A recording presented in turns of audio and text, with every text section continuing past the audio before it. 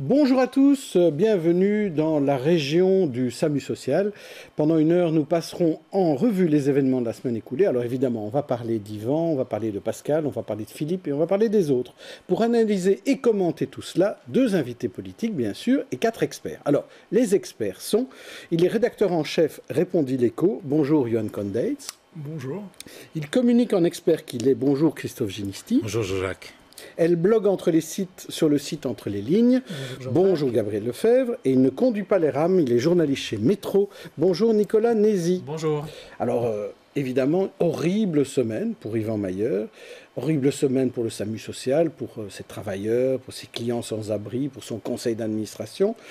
Il y avait un débat politique jeudi soir dans M, où on parlait justement de l'avenir du SAMU social et finalement de l'image de la démission et du scandale du SAMU social sur Bruxelles. Réaction d'Alain Marron et de Gaëtan Van Guatsenoven. Nous sommes, je pense, nombreux à être profondément en colère par rapport à la responsabilité des personnes qui ont engendré cette situation, en colère par rapport à l'image que ça renvoie de la classe politique, mais surtout de Bruxelles en général, et puis aussi du secteur associatif et social. Le secteur associatif et le secteur social, heureusement qu'il est là à Bruxelles. Heureusement qu'il y a les travailleurs et les travailleuses du social qui sont là. Et quelle image est-ce que ça renvoie aujourd'hui? Non seulement de la classe politique, de la région bruxelloise, mais de tout ce secteur. Et ça, pour tout ça, vraiment, je vous l'assure, ma colère est profonde. Ouais. En colère aussi, Gaëtan Van Guatsenoven? Oui, parce que les dégâts vont être incommensurables et la démagogie et aussi les partis extrémistes vont évidemment tirer bénéfice de tout cela.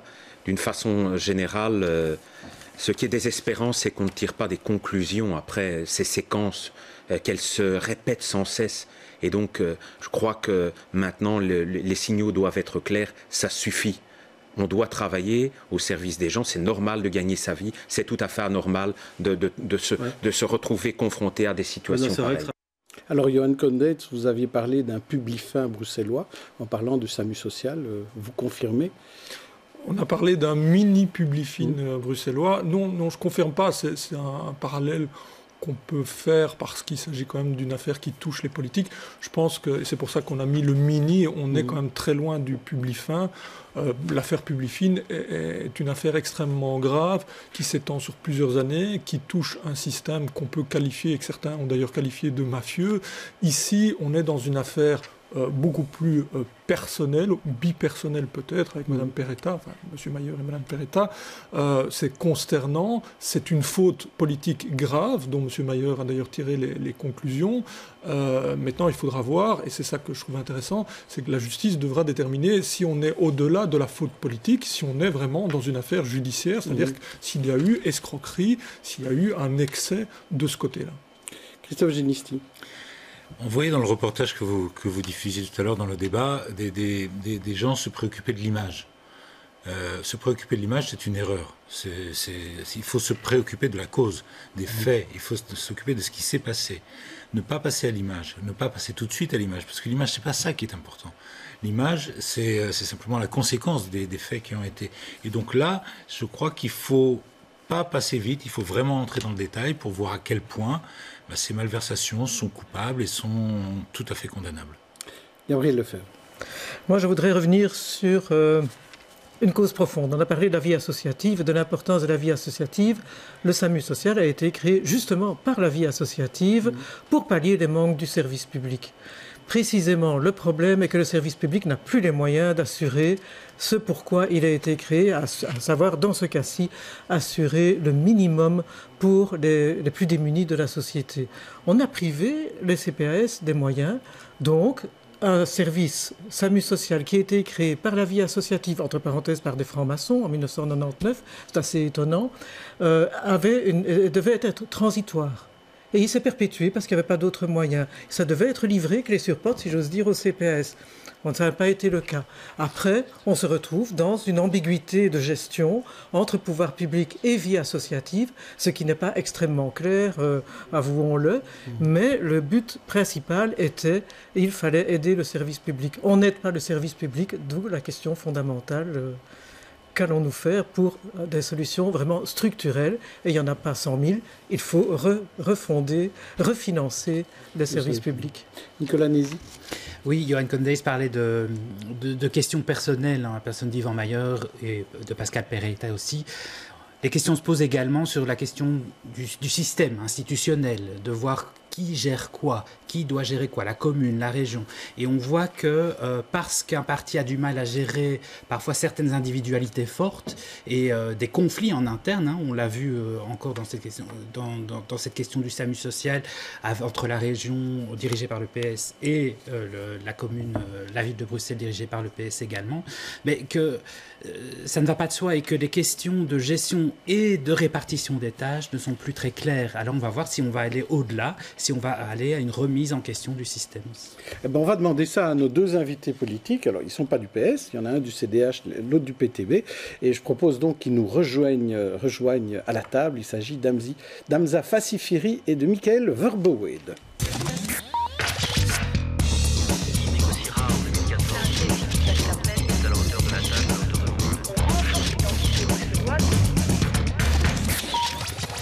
Hamza Fassifiri est vice-président du CDH, il est conseiller communal à la ville de Bruxelles, il est député bruxellois. Michael Verboued, lui, est député bruxellois PTB et il est également à la commune de Schaerbeek. Je ne suis pas élu, mais j'habite à Schaerbeek. Il n'est pas encore élu, mais il est à Schaerbeek. Comme ça, on positionne tout le monde, Bruxelles, Schaerbeek. On va commencer par vous, Hamza Fassifiri, parce que vous êtes évidemment très actif d'habitude au conseil communal. D'abord, voir le départ d'Yvan Mayer et l'arrivée de Philippe Claus, est-ce que c'est positif? Que dit l'opposition? Eh bien, il ne faut pas juste s'arrêter au changement, il faut remettre ça dans le contexte. D'abord, sur le changement en tant que sur le changement, on a demandé la démission d'Yvan Mayer parce que je trouve que la succession des révélations et puis des contradictions dans les explications qui ont été fournies rendait la chose un peu inéluctable. Il n'y avait plus, je pense, de confiance au sein de la population, au sein des personnes qui tournent autour de la ville. On ne peut pas gérer et diriger une ville quand il n'y a pas de confiance à ce point. Donc pour nous, il fallait qu'il fasse ce pas de côté. Il l'a fait, c'est une bonne chose. On a salué son geste et on devine qu'humainement, c'est pas évident, mais il fallait le faire. Maintenant, il ne faut pas juste changer de personne, il faut changer de méthode, il faut une rupture radicale avec la manière dont la ville est dirigée. Il faut arrêter avec ce déni de l'opposition citoyenne, il faut plus de concertation, il faut respecter les gens même quand on ne pense pas comme soi, il faut pouvoir les respecter. Ça, c'est un premier changement. Il faut aller au bout de la réforme de gouvernance qu'on a entamé à la demande du CDH au mois de janvier. Joël Milquet a contacté les autres partis d'opposition et puis les partis de la majorité pour avancer sur toutes les mesures qu'on est en train de prendre dans les différents parlements. Notre idée, c'était d'anticiper ces mesures au niveau de la ville. Ça s'est arrêté. On demande que le prochain bourgmestre, et donc que Philippe Claus aujourd'hui, réunisse l'ensemble des partis tout de suite pour avancer donc sur la gouvernance. Et puis, troisième priorité pour nous, pour le nouveau bourgmestre, c'est qu'il remette un peu d'ordre dans les priorités de la ville. Est-ce qu'il faut encore mettre des moyens importants dans des projets pharaoniques qui ont été mal emmanchés, si je peux le dire comme ça, mal démarrés, qui s'enlisent, qui coûtent aux contribuables alors qu'on avait dit qu'ils n'allaient rien coûter, vous voyez de quoi je parle, du stade, etc. etc. C'est peut-être le moment de remettre sur la table toute une série de projets portés par cette majorité depuis 4 ans et qui tous, systématiquement tous, s'enlisent. C'est peut-être le moment de changer de cap. Alors, Michael Verboued, même question pour vous. D'abord, que pensez-vous de la démission et que pensez-vous de la nomination de Philippe Claus? D'abord, la démission, elle était inévitable. Je pense que quand on gagne 8 000 € par mois et qu'on se permet en plus de dire qu'on doit avoir des jetons de présence pour un travail par rapport aux plus pauvres, c'est-à-dire les sans-abri dans la ville, c'est absolument indécent. Et je pense que ça montre bien à quel point on a une casse politique dans notre pays, pas seulement Yvan Mayer, mais dans toutes les parties de notre pays, dans tous les partis politiques de notre pays aussi, qui est complètement déconnecté de la vie de notre population. Mais je pense qu'il y a beaucoup de gens qui seraient même heureux à Bruxelles, dans une ville où il y a un enfant sur 3 qui vit dans une famille pauvre, d'avoir 1 400 € par mois. Et donc, par rapport à la démission de Mayer, évidemment que c'était une première étape, mais que ça ne suffit pas du tout. Ça, je rejoins ce que mon collègue a dit. Nous, on pense qu'il faut faire 3 étapes importantes. D'abord, c'est qu'ils doivent, à mon avis, remettre les jetons de présence qu'ils ont reçus pour que l'argent aille effectivement aux sans-abri. C'est les personnes qui sont en fait les bénéficiaires de l'argent public et des dons qui ont été faits au SAMU social. Deuxièmement, il est important, et ça on le répète depuis des mois et des mois, pour éviter tout scandale, parce que après, les mêmes questions peuvent se poser vis-à-vis de Philippe Claus ou d'autres qui vont arriver par après ou dans d'autres villes, c'est qu'il y ait une transparence totale des mandats et des rémunérations, tant publiques que privées, pour les mandataires politiques. Pourquoi ? Parce que si on avait eu ça, on aurait eu très clairement dans un petit fichier Excel, Yvan Mayer, ville de Bruxelles, bourgmestre, 100 000 euros. Vivaquois, 25 000 euros. On aurait eu SAMU social, 18 000 euros par an en 2015. Et ça, on l'aurait eu très clairement. Et donc cette transparence totale des mandats publics et privés et des rémunérations publiques et privées est absolument nécessaire. Et enfin, nous, ce qui nous semble fondamental par rapport au SAMU social, c'est d'avoir aussi une participation de la population et des bénéficiaires dans la gestion. Et on résoudra ce problème-là. Comme on voit que les politiciens sont incapables de se contrôler mutuellement et de s'autoréguler, il est important d'avoir un CA participatif dans le SAMU social, mais ça se pose pour tous les OIP, tous les organismes publics bruxellois. Justement, parlons du SAMU social, on reviendra sur la gouvernance ensemble, je crois que vous avez déjà mis bien les points sur la table. En matière de SAMU social, est-ce que maintenant vous vous dites, par exemple vous, Hamza Fassifiri, que c'est une erreur d'avoir laissé cette ASBL aussi longtemps dériver de manière autonome ? C'est pas faute d'avoir tenté, et je dirais encore un mot sur ce que ce gouvernement vient de faire, mais je vois sur l'écran le sous-titre que vous mettez à l'échange que nous avons maintenant, Yvan Mayer, victime expiatoire. C'est pas les mots que j'aurais choisis pour évoquer la démission. Il faut quand même remettre les choses un peu dans le contexte. C'est vrai qu'humainement, ça doit être difficile à vivre pour lui, mais je crois que par rapport au contexte global, pour les Bruxellois, pour les plus démunis, parler de lui comme victime expiatoire, c'est peut-être un peu malvenu. Mais je voulais juste le dire parce que je viens de le dire. Vous avez bien le droit de réagir. Mais voilà, pour moi, c'est important aussi les messages qu'on donne aux uns et aux autres. Maintenant, pour répondre très concrètement à votre question, le SAMU social, finalement, la réforme ne fait que commencer. On l'a demandé, et c'est pas que d'aujourd'hui qu'on la demande. C'est ce gouvernement, il y a 3 ans maintenant, qui a pour la première fois réussi à convaincre les partenaires pour mettre en place un contrat de gestion. Alors, on n'a pas réussi à mettre un contrat de gestion pour l'ensemble de l'activité du SAMU social. C'est un contrat de gestion qui porte sur le plan hivernal, c'est-à-dire la partie financée par la région. Sur cette partie-là, la région a la responsabilité de la tutelle et donc elle contrôle l'utilisation qui est faite des moyens, sur pièce justificative, est-ce qu'on a consommé tout le budget? Si ce n'est pas le cas, on rembourse à la région. Et donc l'année dernière, 2 millions d'euros non utilisés ont été retournés à la région, et ainsi de suite. Donc sur la partie où la tutelle est exercée par la région depuis 2015, et ça c'est un acquis de cette majorité, ça fonctionne. Le problème, c'est que ce n'était pas possible sur tout le reste de l'activité du SAMU social, parce qu'il se barricadait derrière le statut d'ASBL privé pour refuser de donner des documents au gouvernement.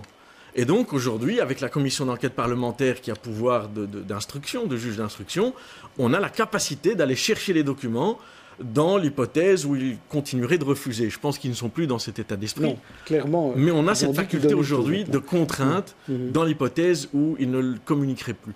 Donc il faut remettre dans l'historique de cela. Depuis des années, on demande, on constate que ce n'était pas possible, on a demandé un contrat de gestion qui a permis de commencer à voir un peu plus clair au fur et à mesure. Et finalement, le débat parlementaire lancé par Alain Marron a finalement accéléré le processus pour quelque chose qui était déjà en cours. Et donc le contrat de gestion a été le début de la transparence qu'on souhaite aujourd'hui voir arriver jusqu'à son terme. Alors, Michael Verboet, il y a aussi une information judiciaire qui a démarré. Donc, est-ce que ça veut dire qu'on va en savoir davantage? Vous avez l'air un petit peu dubitatif. J'ai surtout l'impression qu'on se focalise beaucoup sur Yvan Mayer et sur le SAMU social, alors que c'est tout un système politique qu'il faut revoir.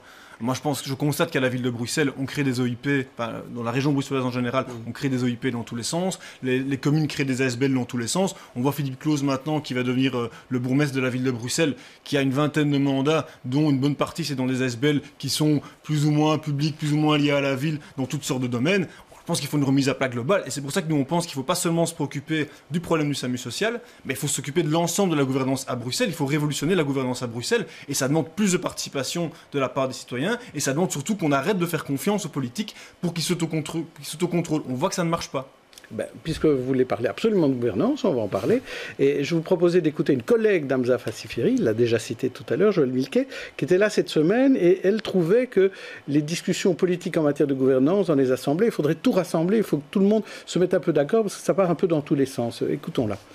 Mais nous, ce que nous demandons, c'est que tous les parlements travaillent ensemble et qu'on n'ait pas... La même règle pour tout le monde. Comme ça s'est fait en région wallonne, les Wallons qui sont courageux, les Bruxellois qui ne bougent pas, et au fédéral, la NVA et les Flamands qui ne veulent pas bouger. Donc nous, ce qu'on veut, c'est arriver à ce décumul intégral, mais avec une règle identique dans tous les parlements du pays. Alors, on le voudrait le plus tôt possible, et c'est au moment où le consensus se fera. Alors c'est ça, on attend que ce soit le plus rapide possible. Évidemment, vous, Christophe Genesti, vous aviez un petit commentaire plus au niveau de la communication sur ces nouvelles gouvernances ? Oui, parce que en fait, on présente les gouvernances comme étant une sorte de pouvoir. En fait, la gouvernance, c'est pas un pouvoir, c'est une responsabilité. Et c'est une responsabilité démocratique. Et la responsabilité démocratique ne doit pas se défaire de la transparence. C'est-à-dire qu'il y a dans l'esprit des gens et dans l'esprit du public et dans la manière avec laquelle on communique sur la gouvernance, cette idée maîtresse qui doit exister partout, c'est que la gouvernance est un mandat, donc une responsabilité, et que cette responsabilité doit obligatoirement s'exercer en toute transparence, en tout cas dans la plus grande transparence possible. Et en fait, ce que l'on voit dans ces affaires-là en ce moment, c'est que finalement, ces gouvernances successives ont été gérées avec la notion de pouvoir, avec la notion de privilège, alors que c'est antidémocratique dans l'esprit. Voilà, Hamza Fassifiri, vous vouliez intervenir, oui. Oui, sur la réforme de la gouvernance, il y en a une en cours aujourd'hui à Bruxelles, comme il y en a en Wallonie, comme il y en a en fédéral, etc. Non seulement il y en a une en cours, et en cours bien avancée, elle arrive sur la table du Parlement maintenant, le gouvernement a déjà fait passer une première ordonnance, il y en aura d'autres qui vont suivre, donc le travail avance bien, mais on ne part pas non plus d'une feuille blanche. Ce qui se passe, c'est qu'il y avait déjà toute une série de règles, mais on constate par la vie quotidienne et par le drame que l'être humain parfois a ces turpitudes-là, qu'il y a des trous, des failles. Et en fait, aujourd'hui, on colmate un peu ces failles. Je donne un exemple concret. L'ASBL SAMU Social, par exemple, qui est une ASBL privée, ne tombait pas sous le régime de l'ordonnance de 2006 qui prévoit la transparence des mandats sur les mandataires publics. Ça avait été mal écrit en 2006. Donc aujourd'hui, on élargit à toute ASBL qui dépasse 50% de fonds publics. Donc ça, c'est par exemple vous voulez dire que légalement, on ne pouvait pas poursuivre les gens qui... Légalement, donc si on reste sur le droit, pas sur la morale ou l'éthique, sur le droit, une ASBL privée n'était pas soumise donc, par exemple, le plafond des 150% de revenus... le plafond des 150% des revenus, par exemple, voilà, il était applicable à qui? Avant la réforme qu'on est en train de mener aujourd'hui. Il était applicable uniquement aux élus. Donc un expert, par exemple, qu'on fait siéger dans une ASBL parce que, justement, il a une compétence particulière, lui pouvait cumuler toute une série de mandats et dépasser le plafond allègrement. Il n'était pas soumis. Donc aujourd'hui, la règle et le principe, c'est quoi? C'est que toute ASBL, dès qu'on dépasse 50% d'argent public, est soumise à toutes les règles, que toute personne, quel que soit son statut, élu, mandataire, expert, non élu, peu importe, dès lors qu'il exerce un mandat public, est soumis à toutes les règles, et alors on revoit ces règles avec un plafonnement des montants de rémunération, avec le 150% appliqué à tout le monde, et donc en fait on bouche les trous qui, dans le fait de la rédaction successive des règles de gouvernance, ont été laissés de côté. Donc grâce à Yvan Mayer, on arrive à combler les interstices.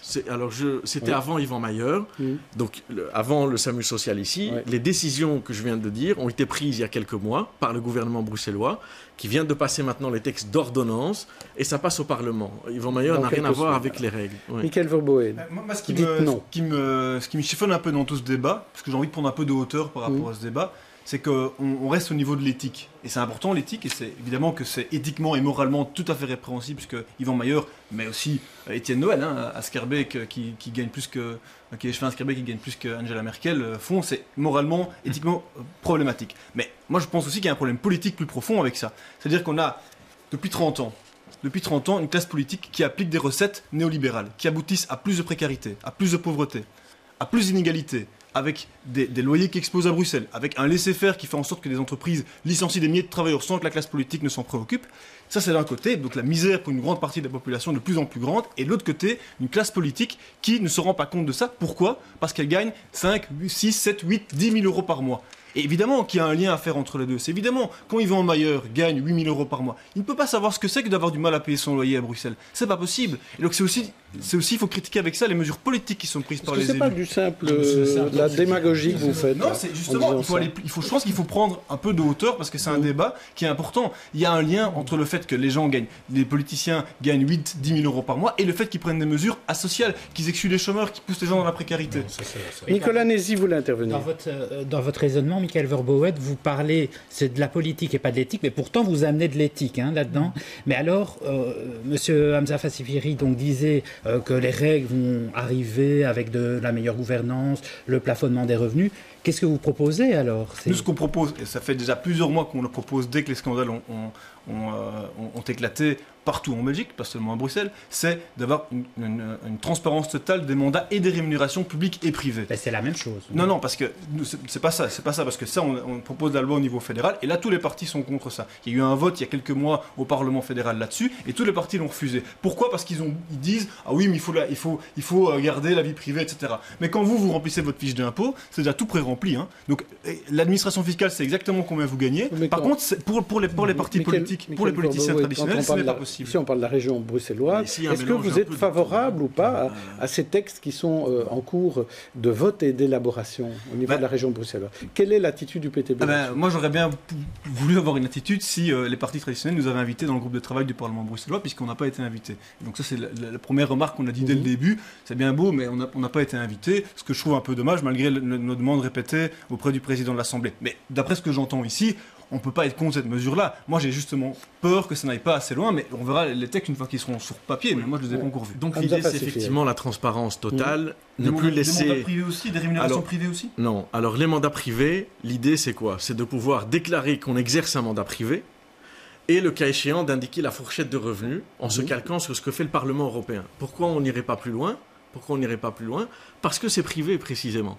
Et donc, vous parlez des personnes... C'est justement là, des personnes, mais il y a une fourchette de revenus. Donc, on sait que c'est entre autant et autant. On a une idée, une indication. En fait, c'est un problème légal, là. Ce que vous dites, c'est un problème juridique. C'est un problème de respect de la vie privée. C'est pas un mandat public. Ici, on parle vraiment de quelqu'un qui a un mandat à titre tout à fait privé, qui n'a rien à voir avec sa vie politique. Pays européens, qui n'a rien à voir. En plein de pays européens, c'est le cas. Et c'est totalement transparent, c'est totalement public. Et moi, je constate que les partis traditionnels, comme mon collègue ici à droite, refusent de cette transparence totale. Et moi, je le déplore. Mais il y a une différence entre transparence par rapport à une responsabilité, vous avez parlé tout à l'heure de responsabilité par rapport à un mandat que le citoyen vous donne pour l'exercer et à qui vous devez rendre des comptes, et la vie privée qui existait avant la politique et qui existera après la politique. Ne me faites pas croire que le mandat privé, entre guillemets, d'Yvan Mayer au SAMU social n'a rien à voir avec son mandat public de bourgmestre. Allez, je veux dire...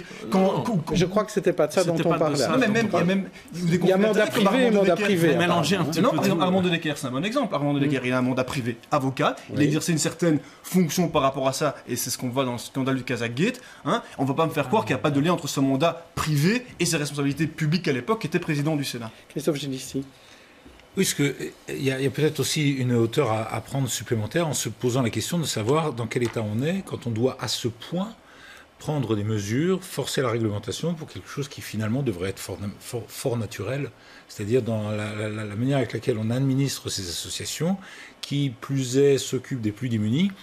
Je veux dire, à un moment donné, on se dit, mais a-t-on besoin à ce point d'un tel arsenal juridique contraignant, alors que ça devrait aller de soi? Et vous voulez aller sonder les âmes et les consciences. Oui. Mais c'est un peu ça. C'est-à-dire moi, ça ne me pose pas de problème qu'on se donne des règles. C'est que d'une certaine manière, on se sert de la loi comme d'un prétexte, d'un paravent. C'est-à-dire qu'on érige la loi, la règle en disant « Ah, maintenant, ça va être très bien ». Je crois que quand on fait ça, on oublie de toucher la racine du mal qui est le comportement, l'éthique, la morale. Et alors, quand tout le monde dit « Ah ben maintenant, il s'est passé ça, on va prendre une loi », c'est une manière de se retrancher derrière quelque chose qui est d'une certaine manière artificiel. Ça peut être de l'effet, mais... Une réaction, Hamza? Oui, moi je voudrais réagir là-dessus parce que d'abord, je voudrais pas qu'on jette l'opprobre sur l'ensemble des mandataires en donnant l'impression que c'est tous des pourris qui volent ou je ne sais quoi. Il y a effectivement l'éthique personnelle, ça c'est le premier critère, et effectivement personne ne peut le vérifier. Chacun a sa morale, son éthique, etc. Et d'ailleurs, je me souviens à mes cours, quand j'étais en études de journalisme, on avait un cours de déontologie, je me souviens de ce prof qui me disait, donc il y a plus de 30 ans, mais ça m'a marqué, quand vous vous posez la question de savoir si vous avez un problème déontologique, posez-vous simplement la question si vous pensez pouvoir en parler à votre collègue. Si vous avez une gêne à en parler, c'est que vous êtes à la limite de la déontologie. Je trouve que c'est un bon critère, mais soit. Donc on a chacun une éthique personnelle. Mais ça ne suffit pas. Ça ne suffit pas parce qu'on n'est pas juste soi tout seul. On est là au nom de citoyens, à exercer un mandat public, à devoir rendre des comptes publics, et donc il faut des lois. Il faut des lois pour ceux qui n'ont pas l'éthique, ou qui à un moment l'oublient, ou qui à un moment ont carrément des comportements frauduleux. Donc moi, je n'ai pas de problème avec le fait d'avoir une loi. Vous ne réglez pas ce type de problème par des lois. C'est ça qu'il faut comprendre. C'est que vous allez régler une situation ponctuelle, vous allez exiger d'un élu qu'il démissionne, mais vous n'allez pas régler le fond du problème véritablement. Il y a d'autres manières de travailler aussi, c'est au sein des partis. Il peut y avoir des règles au sein des partis, par exemple plus strictes que la règle légale, et essayer de la faire. Comment est-ce que vous contrôlez au PTB que personne n'a de mandat privé, autre, ou de mandat public? Comment vous faites, Michael Verbrugge? Moi, c'est assez clair, puisque il y a un arrangement qui permet que l'argent du Parlement aille rapidement au parti pour éviter qu'il y ait des tentations. Mais il y a déjà eu des mandataires politiques. Il y a déjà eu des mandataires déjà en soi. Est-ce que ça, c'est éthique? C'est notre éthique à nous. Après, si vous voulez gagner 5 000 € par mois, c'est votre problème. Nous, on avait un principe simple qui est de dire qu'on veut servir et pas se servir. Oui. Et donc on met les règles en place dans notre parti. Au Parlement, ne le donnez pas au parti. Rendez l'argent au Parlement, ne le donnez pas à votre parti. Ça, c'est un choix politique. C'est l'argument débile que vous ressortez à chaque fois. Nous, ce que je constate, c'est un choix politique que vous faites. C'est un choix politique. Parce que je recevez de l'argent public comme rémunération et vous l'utilisez comme bon vous semble, c'est votre droit. Votre choix, ce n'est pas de le rendre. Vous savez comment on l'utilise. Votre choix n'est pas de le rendre au Parlement, aux citoyens. Votre choix est de le rendre à votre parti politique. Complètement faux. Ce que nous on fait avec cet argent-là, c'est nous permettre de mener des actions contre les politiques antisociales de votre gouvernement ou du gouvernement fédéral. Et ça demande des moyens financiers et c'est dans ça qu'on investit. Parce qu'on pense fondamentalement que c'est avec la mobilisation. Vous reconnaissez que tous les deux, vous touchez le même salaire, même si vous redistribuez une partie. Moi, je gagne.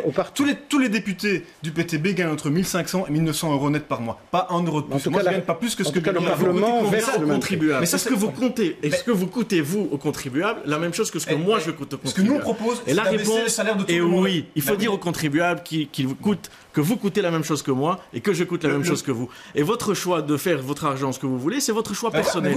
Il faut dire aux citoyens, eh bien oui, c'est ma rémunération d'élu, elle est connue, elle est légale.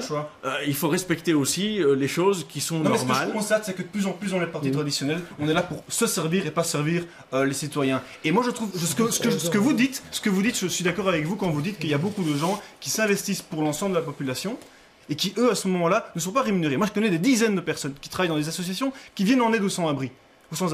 Mais ils ne reçoivent pas 1 euro, ils ne reçoivent pas 1 euro pour ça, personnellement. Mais ça c'est important. Pourquoi est-ce que toute une série de politiciens comme Yvan Meyer, comme Pascal Peretta se disent tiens, moi je vais faire un travail bénévole ou un travail altruiste et je vais me faire payer pour ça, alors que parallèlement à ça je gagne déjà plusieurs milliers d'euros. C'est comme ça que ça s'est passé, me semble-t-il. C'est comme ça que je crois que Gabriel Lefebvre avait expliqué d'où c'était venu. Il y a quand même une professionnalisation qui a dû se faire pour traiter l'ampleur du problème. On est passé, si mes souvenirs sont bons, à plus de 2000 sans-abri à héberger pendant la période d'hiver, où on passe à 5000 sur l'ensemble de l'année, je pense. Donc il faut une professionnalisation, il faut avoir de l'argent, il faut avoir une structure, il faut payer des travailleurs, il faut payer. Et donc là, il faut des gestionnaires. Le problème ici, c'est que les gestionnaires ont considéré qu'ils pouvaient à la fois être des mandataires politiques et des gestionnaires payés pour ça. Je pense qu'il y a une culture ancienne qui a perduré et c'est bien malheureux. Mais le travail qui a été fait est un travail professionnel qui ne peut pas être fait par des bénévoles. Il faut alors retravailler effectivement sur les structures et créer des structures claires et définies. Si le SAMU social dépend du CPS, il dépend alors de toutes les règles de fonctionnement du CPS, des contrôles administratifs et autres du CPS, par exemple. Ou bien on en fait une structure publique en soi, avec les règles de contrôle. C'est le chemin que ça prend. C'est le chemin que ça prend manifestement. Je propose de passer à notre sujet suivant. On va changer de thématique. Nous avons été assaillis cette semaine à la rédaction de cas de violence policière. Alors il y a notamment ce témoin maltraité à Anderlecht ou alors une interpellation de dealer qui a mal tourné à Berchem-Saint-Agathe. Reportage de Marine Hubert et Frédéric Dehaene. 16h30 dimanche, un policier en civil interpelle un jeune homme à vélo dans cette cité de Berchem-Saint-Agathe. Ce jeune homme le voici, entouré aujourd'hui par ses parents et voisins. Il est blessé au cou et est encore sous le choc de son arrestation. Un homme dans une voiture normale m'a interpellé, il m'a dit arrête-toi. Et vu que j'ai eu peur, j'ai fait demi-tour vers ma maison. Et un type de la BAB m'a étranglé, m'a mis par terre. Et puis voilà, ils sont intervenus et ils m'ont mis dans la voiture, ils m'ont craché dessus, ils m'ont dit des propos racistes, qu'ils insultaient mon Coran et tout.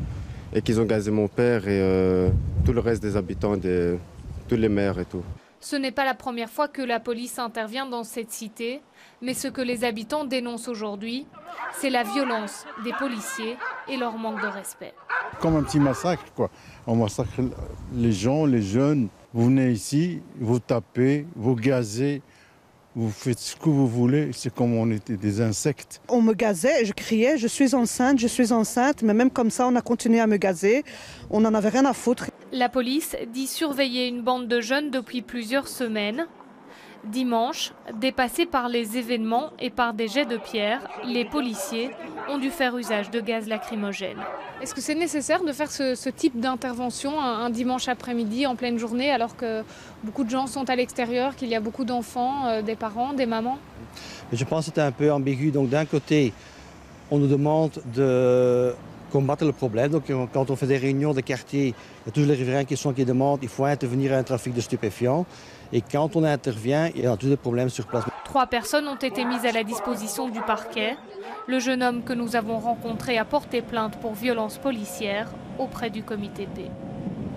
Alors, Hamza Fassiferi, on a effectivement plusieurs cas de violence avérée, ou parfois, ici, c'est beaucoup plus complexe, parce qu'on sent bien ce que dit ce policier, que les interpellations sont parfois difficiles à mener et mènent parfois à de la violence. Non, ça a l'air effectivement, à travers le reportage, que c'est une situation compliquée, mais une intervention, à mon avis, ça ne peut pas se faire sans heurts. Maintenant, moi, j'ai un grand respect pour le travail de la police. La police est là pour nous protéger. Il y a un grand besoin, une demande citoyenne forte, toute classe populaire, toute classe confondue dans la société, pour plus de sécurité. Alors, qui vient parce qu'il y a un sentiment d'insécurité, avéré ou pas, peu importe, mais dès lors qu'il y a un besoin, il faut l'entendre, et la police est là pour y répondre. Donc moi, je suis favorable à ça, et j'ai un grand respect pour le travail policier qui n'est pas simple. Maintenant, cela étant dit, et c'est important, je pense, de le dire, et surtout en ce moment, il y a la manière de procéder au quotidien. Et là, il y a des règles, il y a des lois, il y a un comité P. S'il y a des abus, ils doivent être dénoncés et puis sanctionnés et poursuivis. Et on sait que par le passé, la police n'avait pas forcément envie d'aller poursuivre ou laisser traîner un peu des dossiers. Mais je pense que là, il y a une pression, notamment en politique, parce qu'il y a une pression citoyenne, et donc l'un dans l'autre, ça a suivi son chemin, ça commence à bouger un petit peu. Donc moi, je pense qu'aujourd'hui, le curseur doit être sur la sensibilisation des forces de police, pour qu'elles évitent, un moment, en s'en prenant à des criminels ou à des personnes qu'elles poursuivent, de toucher à des gens qui n'ont rien à voir avec ces histoires-là, sensibiliser fortement. Et puis s'il y a des abus, de les sanctionner, tout simplement. Il y a des règles qui existent. Il faut sensibiliser les responsables de la police pour appliquer ces règles-là et faire en sorte que les citoyens ne pâtissent pas finalement de ceux qui sont censés les servir et les protéger. Michael Verboet, il y a des endroits où on prévoit d'identifier les policiers ou des caméras parfois pour pouvoir voir vraiment ce qui se passe. Parce que là, on voit maintenant qu'avec l'essor des réseaux sociaux, on a des images. Dès qu'il y a une intervention, il y a des images. Mais on ne voit pas toujours tout dans ces images. Qu'en pensez-vous ? Moi, je pense d'abord que tous les policiers ne sont pas à mettre dans le même panier. Il y a beaucoup de policiers qui font un travail de manière très correcte, mais dans des conditions de plus en plus difficiles. Dans une situation de tension sociale grandissante à Bruxelles, où les inégalités, la pauvreté grandit, donc ça crée davantage de tensions. Surtout aussi qu'il y a beaucoup d'antennes de police de proximité qui ont été supprimées ou réduites ces dernières années. Donc ça crée aussi une tension où les policiers ne connaissent plus, effectivement, les habitants des quartiers qui sont censés gérer. Mais plus fondamentalement que ça, il y a quand même, depuis de nombreuses années, des violences répétées de la part de certains officiers de police qui ne sont pas sanctionnés. Et ça va des petites interpellations et des propos racistes, notamment que ce soit lors des contrôles d'identité, à des cas de violence plus importants, comme on a vu ce reportage-ci, mais d'autres aussi cette semaine-ci sur votre antenne. Et là-dessus, il y a très peu de contrôle. Youssef Hannichi, qui est député du PTB avec moi, contrôle d'identité à l'entrée du Parlement, où en fait le policier lui empêche de rentrer dans son lieu de travail, qui est le Parlement. Et la réponse du policier, quand Youssef Hannichi lui dit écoutez, c'est quand même mon lieu de travail, j'aimerais bien pouvoir rentrer, il lui dit avec un mépris horrible, ce n'est pas marqué sur ta tête. Bon, Youssef Hannichi, très choqué par rapport à ça, demande à ce qu'il y ait au moins une rencontre avec le policier pour qu'il puisse se rendre compte de la violence de ses propos, et en fait ça a été classé sans suite. Il n'y a pas moyen d'avoir un dialogue. Ça, le sentiment d'impunité existe aussi très fort. Et donc ça, c'est par exemple le comité P, à mon avis, pas assez efficace là-dedans. Il faudrait travailler là-dessus, tout en travaillant aussi, comme je le disais au début, vers davantage de police de proximité. Hamza Fassifiri là-dessus? Oui, ben ça c'est un cas qui est inacceptable en effet, comme ça arrive régulièrement dans l'actualité, c'est ça que je disais, il faut sensibiliser les forces de police et il faut donner effectivement des possibilités de médiation, en plus des sanctions qui doivent aller jusqu'au bout lorsqu'il y a abus. C'est là que je dis, c'est qu'il ne faut pas seulement sensibiliser. La sensibilisation, c'est la prévention. Non, je suis d'accord. Pour éviter d'arriver à ça. Pas seulement, je suis d'accord. Mais je dis pas seulement, parce que je pense qu'à un moment donné, ça fait des années qu'à Bruxelles, il y a des cas répétés de violences policières. Et à mon avis, c'est heureusement pas une généralité. Mais ça existe et il faut pouvoir prendre des sanctions par rapport à ça. Et le sentiment qu'on a à travers les reportages que vous montrez régulièrement sur votre antenne, c'est que ce n'est malheureusement pas le cas. Alors ce qu'on voit aussi, mais ce qui est beaucoup plus difficile à montrer par contre, c'est des endroits où les policiers ont énormément de difficultés d'intervenir et où les gens se plaignent. Mais là-dessus, très difficile d'avoir des véritables témoignages, même cachés. Je peux vous le dire, hélas. Et donc, on a plus facilement effectivement des gens qui se plaignent d'interventions policières qui dérapent que le contraire, alors que le contraire existe aussi, mais ils refusent d'aller plus loin dans le témoignage. On aura peut-être l'occasion de revenir là-dessus une prochaine fois. Je vous propose à présent de venir à notre rubrique tête d'affiche. C'est une espèce de pause visuelle et je vais vous proposer à tous les deux 4 visages de personnalités qui ont marqué la semaine. Et vous choisirez le visage qui vous inspire. On va commencer par Michael Verboed. Qui choisissez-vous? D'abord Ariana Grande, la chanteuse qui organisait le grand concert de Manchester dimanche soir. Ariel Dombal, la blonde longiligne venue donner 6 concerts improvisés en 2 jours à Bruxelles. Eden Hazard, qui n'a pas pu participer au match des Diables, blessé. Et Mark Uttendal, l'avocat du SAMU social, qui sans succès a estimé que le gouvernement ne pouvait rien demander à la SBL. Alors, Michael Verboed, Ariana Grande, Ariel Dombal, Eden Hazard ou Mark Uttendal? J'ai envie de prendre Eden Hazard, malheureusement pas spécialement pour lui, mais aussi pour toute l'équipe des Diables Rouges, qui est à mon sens un exemple de multiculturalité. C'est la Belgique dans laquelle moi j'ai envie de vivre, c'est-à-dire une Belgique bilingue. On dit... les Diables Rouges, mais de Rode Duivel sont néerlandais, avec une équipe qui a l'image, à mon avis, de ce que devrait être la Belgique, diversifiée, où grâce à beaucoup d'efforts, on peut arriver à des résultats splendides en collectif. Et c'est ça qui me touche avec les Diables Rouges. Je suis, entre parenthèses, un grand fan de football, vous l'aurez compris. Et vous êtes très belgicain, on l'a compris. Et pour vous, Hamza Fassifiri, je vous propose d'abord Pascal Perraita, past administratrice déléguée du SAMU social et ex-patronne du CPS, Mathias Depardon, le photographe qui étudie à Bruxelles et qui était libéré, il était en Turquie, Sven Kums, la nouvelle étoile moustachue du Sporting, et Serge Krefker du club de basket du Brussels, arrivé en finale des playoffs. Alors, que choisissez-vous? Le coup de cœur bruxellois pour le basket. Donc, parce que ça, c'est une première, c'est une belle performance. Et ça fait plaisir parce qu'on parlait de collectif, c'est vrai qu'on a pris tous les deux le sport en fait, mais le sport on voit souvent que là il y a des valeurs qui sont positives. Et donc c'est pour nous l'occasion aussi de les montrer, de dire que tout n'est pas noir et qu'il y a des choses qui peuvent donner des images, de l'espoir et des choses agréables. Et donc ça en fait partie. Et puis c'est bruxellois, c'est une belle aventure. Ça se passe pas très loin de chez nous et peut-être d'ailleurs qu'on va aborder un aspect plus gestionnaire de ces questions-là dans Tout à fait, on va parler dans une seconde. Mais avant ça, j'aurais pu mettre aussi dans ces visages celui d'Isabelle Durand, qui était nommée secrétaire générale adjointe de la CNUSET à Genève, donc c'est la conférence des Nations Unies pour les pays en voie de développement notamment. C'est une députée donc qui va démissionner de son poste de députée bruxelloise, une collègue de vous deux. Qu'en pensez-vous? Je l'ai félicitée tout de suite parce que par hasard j'ai appris ça par Twitter et elle était à 2 mètres de moi au Parlement ce matin. Donc je suis très content pour elle parce que c'est vraiment une grande dame de la politique belge. Et elle fera ça très bien, et à la fois pour les pays et pour le travail qu'elle va devoir effectuer, mais aussi pour l'image de la Belgique à l'international. Donc c'est une très bonne nouvelle pour elle, et je pense pour nous tous. Michael Verboed. J'avoue que vous me l'apprenez. Ah ben voilà. Très bien, on va passer au sport maintenant, puisqu'on en parlait de ce sport. On a parlé beaucoup du foot ces derniers mois, on n'arrête pas d'en parler. Du vélo, évidemment, avec le Tour de France et les 5 millions que ça va coûter en 2019. Et voici donc le basket, avec le fameux coach Serge Krefker, qui était là pendant la semaine chez nous pour parler de cette histoire fantastique du Brussels, arrivé en finale. Mais quand même, il a un problème. Il n'a pas de stade, et il va nous l'expliquer lui-même.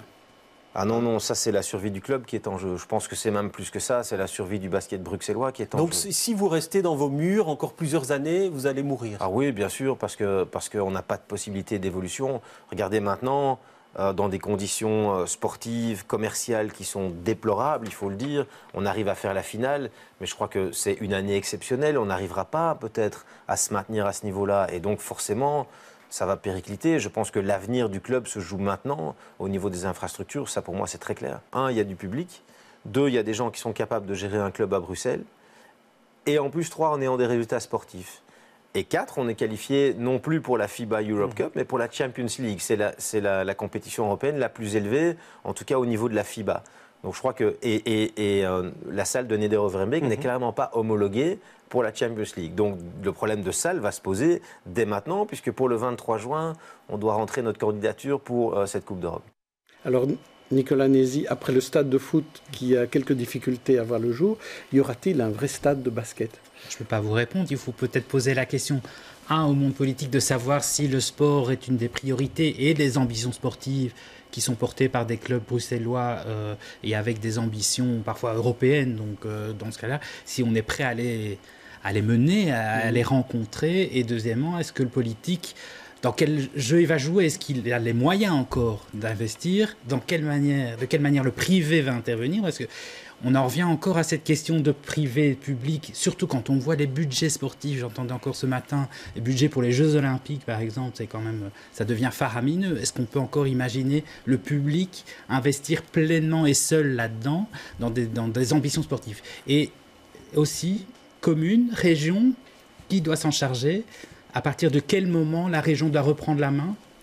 C'est des questions que je lance aux invités. Maintenant, on va d'abord demander ça à Michael Verboed. Est-ce qu'il faut une politique du sport? Est-ce qu'il faut investir dans le sport? Et infrastructures et de grande ampleur. Oui, commune et région. Parce qu'on vous a peu entendu sur cette thématique-là. Sur la question du stade, on a un avis qui est du stade national de foot, on a un avis, mais clairement, nous, ce qu'on pense, c'est qu'il faut développer des infrastructures sportives de haut niveau. Et effectivement, c'est important d'avoir aussi une vitrine, que ce soit un stade de foot, que ce soit un stade de basket, que ce soit même le Tour de France. Moi, je trouve ça positif qu'il y ait des initiatives comme ça qui soient soutenues, même par les pouvoirs publics. Moi, ça me pose, sur le principe, pas de problème. Mais la question, c'est aussi quelles sont, en amont, je dirais, les politiques qui sont menées pour développer le sport pour tous. Et je trouve que ça, c'est toujours l'équilibre à trouver. Et nous, on pense qu'il faut absolument développer ça. Et ce que je voudrais dire aussi par rapport au sport, c'est qu'il faut une politique sportive, mais il faut aussi avoir une vision sur le sport. Et aujourd'hui, le sport professionnel, que ce soit le cas du football, mais on voit ça dans de plus en plus de sports aussi, il est malade de l'argent. Avec, effectivement, vous le rappeliez, des sportifs de haut niveau qui sont payés des fortunes que, voilà, il faudrait beaucoup d'Yvan Mayer pour y arriver, pour le dire comme ça, parce que c'est des sommes faramineuses. Il n'est pas sportif. Non, il n'est pas sportif. Enfin, il est sportif dans un certain sport qui s'en met plein les poches, mais bon, ça. Mais non, ce que je veux dire plus sérieusement, c'est que le sport est malade de l'argent. Et ça aussi, il faut pouvoir avoir je pense que c'est aussi le rôle du politique de pouvoir mettre des balises par rapport à ça. Et de pouvoir... Comment par exemple, mettre des balises au niveau des salaires ou des transferts. Ça, c'est quelque chose qui, à mon avis, était complètement libéralisé. Par mon avis, ça a été complètement libéralisé par l'arrêt en 95, j'ai oublié le nom du sportif, notamment au niveau du football. L'avocat Misson avec, effectivement... Oui, voilà. Et donc ça, c'est qui a complètement libéralisé le marché des transferts et qui, en fait, aboutit à des sommes faramineuses maintenant, où, évidemment, ça rend l'intervention publique très, très, très, très onéreuse. Moi, je pense qu'il faut revenir à un sport de qualité pour tout le monde, avec un sport de haut niveau comme vitrine, mais que ça doit se faire dans un certain respect des règles et dans une certaine éthique. Ça, on revient au débat qu'on avait eu. On parlait de l'arrêt Bosman, bien sûr.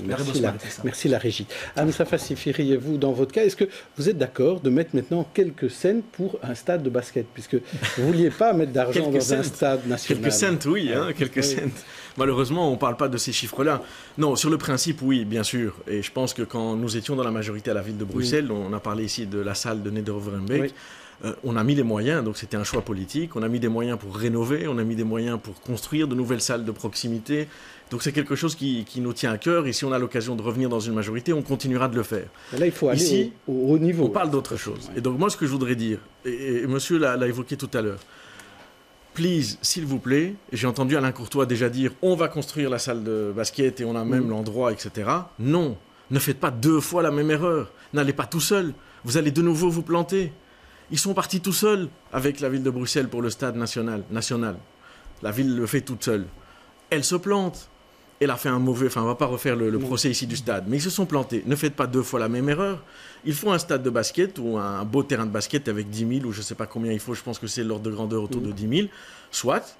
Mais alors, il faut des partenaires publics. Donc la région. Mais les communautés, pourquoi pas? Elles sont compétentes en sport, peut-être pas dans les infrastructures, mais on peut les avoir autour de la table pour discuter.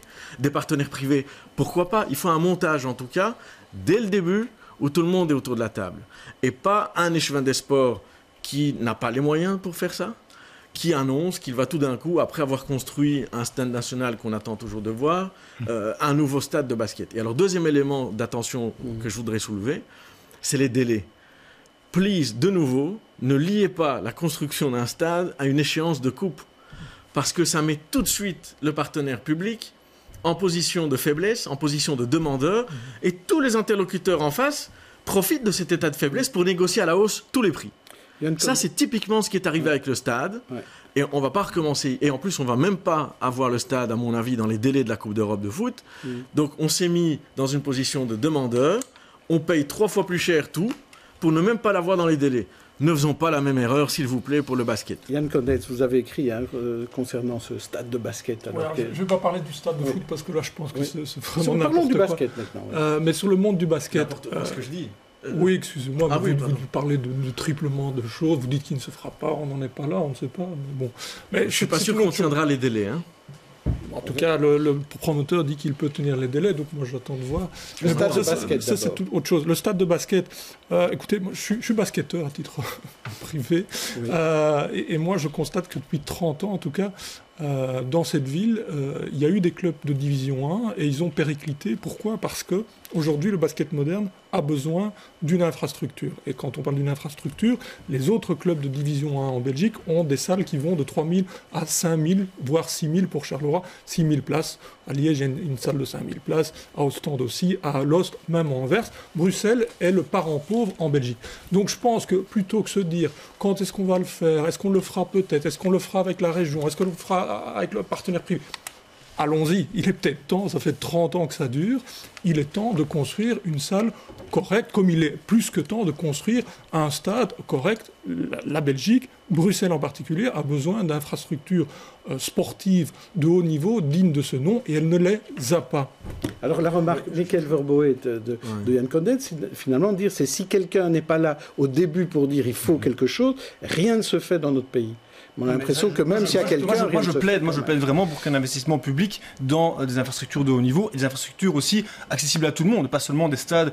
Quand je discute avec des amis qui ont des enfants qui n'arrivent pas à inscrire dans un club de foot parce qu'il y a des listes d'attente de 1 an, quand j'ai des amis qui essaient dans des clubs de sport aussi, dans des salles, de s'inscrire à des clubs de badminton et qui n'y arrivent pas, ça c'est quelque chose qui me désole. Le sport c'est aussi pour tout le monde. Ça c'est un premier élément que j'avais envie de dire, où j'avais envie de réagir par rapport à ce que mon collègue disait sur le fait qu'on a fait des choses. Je pense qu'à Bruxelles, il y a beaucoup d'exemples qui montrent qu'on n'a pas fait assez pour développer le sport accessible pour tout le monde. Ça, c'est un premier élément. Mais deuxième élément, quand je disais le sport, il est malade de l'argent. Là aussi, je pense que le sport, il est malade de l'argent parce qu'on laisse des promoteurs privés, là-dessus, je ne serais à mon avis pas d'accord avec M. Condetz et M. Fassifiri, sur le fait que c'est justement parce qu'on met des promoteurs privés que ça permet une spirale vers des sommes astronomiques. Moi, je pense que les besoins sportifs sont importants, des besoins de haut niveau, et que c'est le rôle des pouvoirs publics d'investir là-dedans. Moi, je n'ai en soi pas de problème à ça, à condition qu'on investisse dans les infrastructures accessibles pour tout le monde. Hamza Fassifiri. Oui, simplement en réaction, effectivement. Sur le basket et foot, finalement, c'est la même discussion, c'est qui paye et comment. Oui. Donc sur le principe d'en faire un, oui. Mais il ne faut pas juste dire « allons-y ». Concrètement, ça veut dire quoi « allons-y » ? Ça veut dire qu'à un moment, il faut que ce soit inscrit dans un budget d'investissement. Vous savez comme moi que les communes ne peuvent pas investir n'importe comment aujourd'hui. Il y a un système... Vous critiquez parce que c'est le privé. Maintenant que c'est le public, vous critiquez aussi. Donc, moi, je dis simplement... Soyez de bon compte. On ne critique pas. Vous critiquez le fait on ne critique pas le fait que ce soit fait par le privé, au contraire. Vous ne critiquez pas le grand stade ? Pas parce qu'il est fait par un privé. On n'a jamais dit ça. Au contraire. Qu'est-ce qu'on critique dans le stade ? On critique le fait que la ville a lié la construction du stade à une échéance et que par ce fait, elle s'est mise en position de demandeur qui a fait qu'elle a payé à la place du privé. C'est ça qu'on critique. Je donne un exemple. Je vais donner un exemple. Le bail amphithéotique. Pouvez-vous me citer un bail amphithéotique où à la fin du terme du bail, au lieu que le propriétaire récupère le bien, le terrain en général, avec ce qui est construit dessus, c'est ça le principe d'un bail amphithéotique, en contrepartie d'un canon à un loyer très bas, connaissez-vous un bail amphithéotique où c'est la même chose, mais où en plus de récupérer le bien, on doit le payer ?